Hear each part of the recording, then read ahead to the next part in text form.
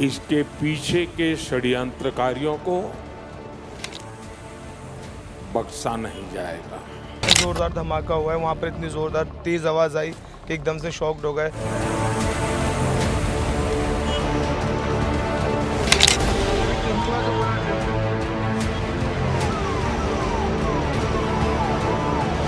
धमाके के दहल पे मैं 3 बार गिरा हूँ। शाम के करीब 6:30 बजे का वक्त था। दिल्ली की सर्द हवा में हल्की धुंध घुली हुई थी। लाल किले के पास ट्रैफिक धीरे धीरे आगे बढ़ रहा था। लोग अपने घरों को लौट रहे थे। किसी को क्या पता था कि कुछ ही पलों में ये शाम दहशत में बदल जाएगी। ट्रैफिक सिग्नल पर एक कार धीरे चल रही थी, तभी अचानक जोरदार धमाका हुआ। धमाका इतना भीषण था कि आसपास खड़ी कई गाड़ियां पलट गई। हवा में धुआं भर गया और सड़क पर अफरा तफरी मच गई। चारों ओर लोगों की चीखें गूंजने लगी। कोई मदद के लिए भागा तो कोई अपने अपनों को ढूंढने लगा। लाल किले के पास हुआ ये विस्फोट पल भर में दिल्ली को दहला गया। घायलों को तुरंत LNGP अस्पताल ले जाया गया। डॉक्टरों के मुताबिक 30 से ज्यादा घायल अस्पताल पहुंचाए गए हैं, जिनमें से 9 लोगों ने दम तोड़ दिया। कई लोगों की हालत अभी भी नाजुक है। डॉक्टर मनीष झा ने बताया कि अधिकतर घायलों के शरीर में छर्रे और कंक्रीट के टुकड़े धंसे हुए हैं। किसी का पेट फट गया, किसी के पैर बुरी तरह से झुलस गए, कुछ की आंतें बाहर आ गईं। ऑपरेशन थिएटर के दरवाजों के बाहर रोते बिलखते परिजन इस उम्मीद में खड़े हैं कि उनका अपना शायद बच जाए। डॉक्टरों ने घायलों के शरीर से निकले छर्रों को जांच एजेंसियों को सौंप दिया है, ताकि ये पता लगाया जा सके कि धमाके में किस तरह के रसायनों का इस्तेमाल हुआ था और उसका मॉड्यूल क्या था। जी हाँ, बिल्कुल। सारे डॉक्टर्स और सारे जो स्टाफ को रखे। अभी आप अंदर गए थे, कितने इंजर्ड हैं, कितने ये बता पाना ट्रस्ट मी मेरे लिए अभी पॉसिबल नहीं है। मैंने अभी बस देखा वहाँ पे, मैंने अभी बात की, हमारे सीनियर से बात हुई है। हमारे स्टाफ को बुलाया गया है अभी इस आपात स्थिति में? अभी बहुत सारे स्टाफ को मैं नंबर नहीं बता सकता। बहुत सारे स्टाफ को बुलाया गया और हम सबको अलर्ट पे रखा गया कि कभी भी आपको कॉल आ सकता है और आपको उस हिसाब से रेडी रहना है। कितने घायल हैं बता सकते हैं? घायल तो यहाँ पे 30 से ज्यादा ही है। बाकी अभी देखते हैं कितना क्या चल रहा है। ये मैं 10 के ऊपर है, बाकी अभी मैं पता दिल्ली पुलिस आयुक्त सतीश गोलचा ने बताया कि शाम 6:52 पर यह धमाका हुआ था। फॉरेंसिक साइंस लैब और राष्ट्रीय जांच एजेंसी मौके पर मौजूद है और जांच में जुटी है। आज करीब 6:52 पे एक यहाँ पे रेड लाइट पे एक स्लो मूविंग व्हीकल जो रेड लाइट की तरफ आके रुका था, उसमें एक ये एक्सप्लोजन हुआ है।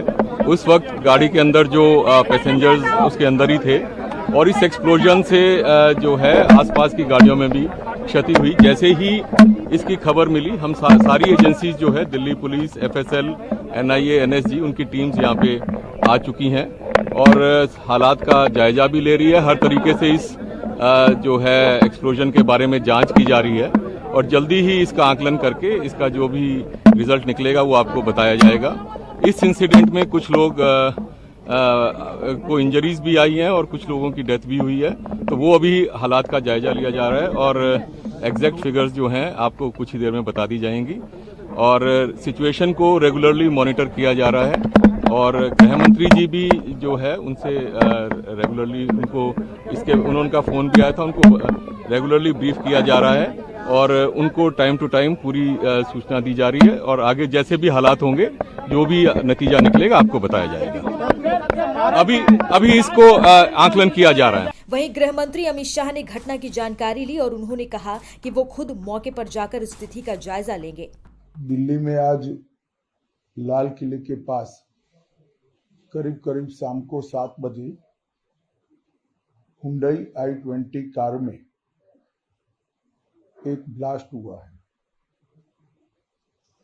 और ब्लास्ट के कारण कार और कार के आसपास की 3-4 व्हीकल और खड़े हुए लोग, ऑटो में बैठे हुए लोग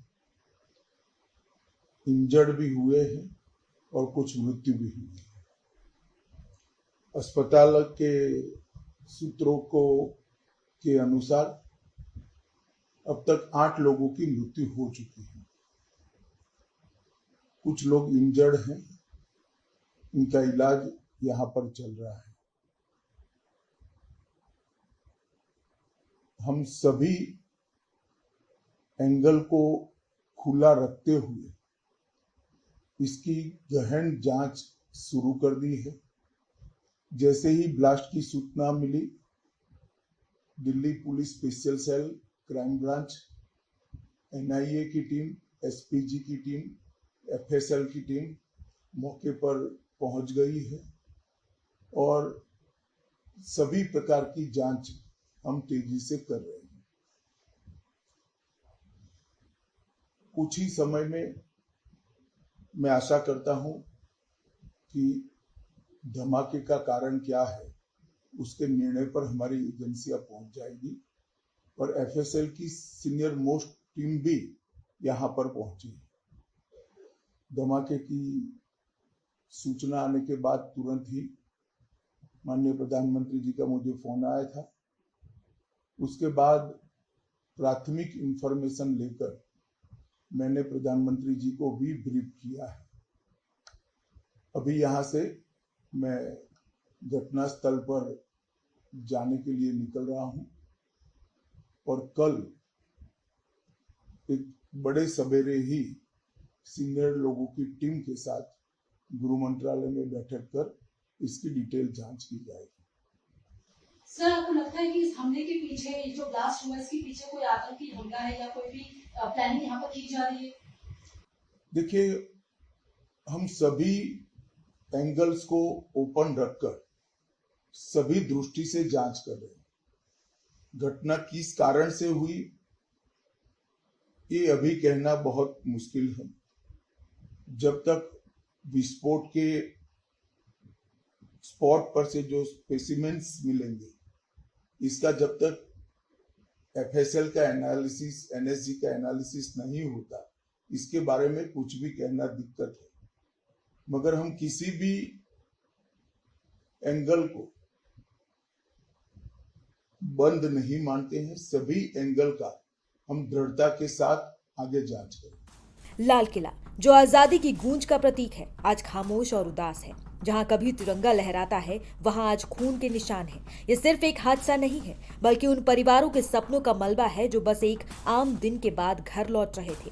दिल्ली एक बार फिर दहली है और सवाल अब भी वही है, हम कब तक दहलते रहेंगे? एलएनजेपी की जो मॉर्चरी है वहाँ पर कई लोग अपने को ढूंढने के लिए पहुँचे और यहाँ पर एक शख्स हैं जो जिनके जो रिश्तेदार जो है उनकी डेड बॉडी यहाँ पर उन्होंने शिनाख्त की है। आपका नाम क्या है? रामदेव साहनी। सानी जी, जो आप अंदर होके आए हैं, किसकी बॉडी थी? आपके परिवार के किस सदस्य? भतीजा था, भतीजा। क्या नाम था उनका? पंकज साहनी। अच्छा, वो क्या काम करते थे? वो टैक्सी चला रहे थे, ओला। अच्छा, जब ये हादसा हुआ वहाँ उस इलाके में टैक्सी चलाने का काम करते हैं? अच्छा, तो अब उनकी शिनाख्त किस तरीके से हुई है? पुलिस ने आपको कब सूचना दी? रात को सूचना दी थी। अच्छा, पता लग गया था, होलिया पूछे, बताए तो बताए, फिर हम लोग यहाँ आए। रात डेट वो मर तो गया था रात में ही।